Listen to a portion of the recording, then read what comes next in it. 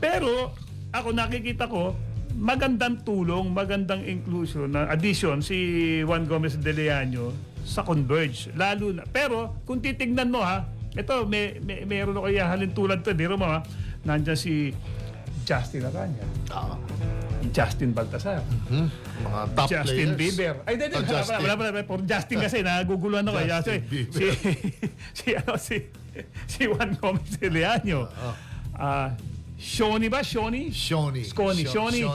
Wilson. Tapos Alex Lacton. Kompleto na. Kompleto. Tapos darating pa si Larry Muyang kasi na-trade yan eh. Solid Okay, na tapos big meron pang mga makakatulong sa si mga veterano si Rakal. Maganda rin ba? BJ Andrade. Okay? At marami pang iba na nakikita, no?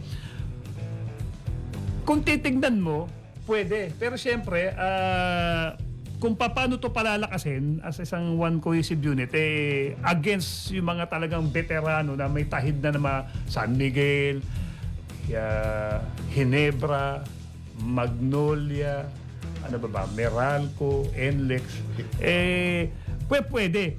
Pwede rin, pero siyempre, iba yung laro, iba yung mga lalaban ka sa experience na team. At may mga laro.